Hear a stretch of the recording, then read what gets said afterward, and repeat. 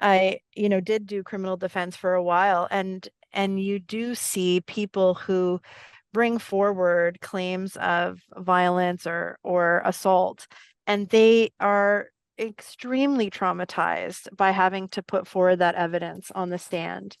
And so many people will not report it for fear of having to be re-traumatized again in telling it to the police, in telling it again to the police, and telling it to the prosecutor, and telling it again to the many people they have to tell over time, and then in open court, right? It's very, very damaging. Um, and if you're a person whose credibility, because I think Deepa, you wanted to talk about credibility, and maybe I'll just remind you about that, but whose credibility is already in question because you have a criminal record or because you are a person who's already surveilled, then you're going to be just really, really damaged by the process that will unfold. So the other thing that I wanted to mention is, and Pam talked about Dr. Lee Goodmark. Dr. Goodmark wrote a book called Imperfect Victims, and the Promise of Abolition Feminism.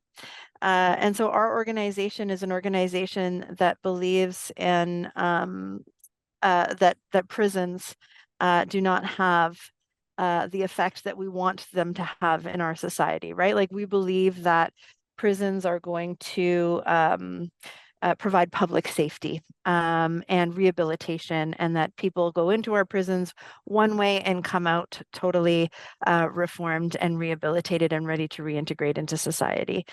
What we know from our experience is, in fact, that the experience of prisons is itself a trauma, and that people who are incarcerated experience such trauma, and that coming out of it, they are not people who are healed in any way. This is not a healing environment.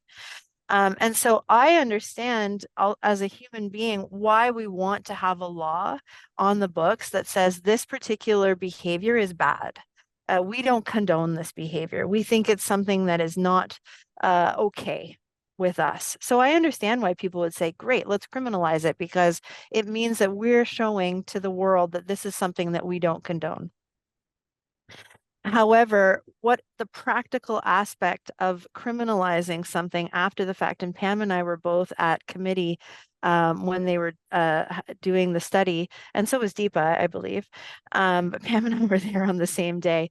And unfortunately, Pam didn't get all of the right questions that she should have, because they were asking for all kinds of evidence around intimate partner violence, and Pam is obviously the expert in that, and they were directing those questions to me, and I'm the expert in other ways, and so I think that what what happened in that room and what happened in the House of Commons is a political demonstration of doing something about an issue.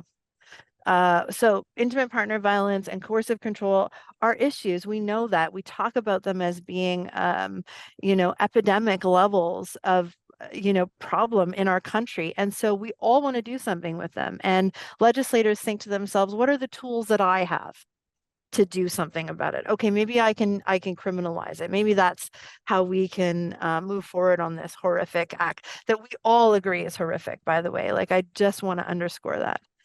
Um, and despite us bringing forward, so much evidence that this is not going to have the result, that is going to be like oh, we did a good job, pat ourselves on the back, and then move forward. Where is all of the investment into community? Where is all of the investment into alternatives?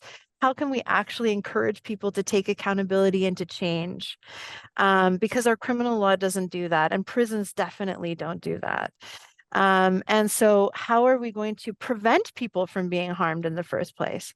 Isn't that what we should all be working towards? Not responding after the fact when all of this has happened.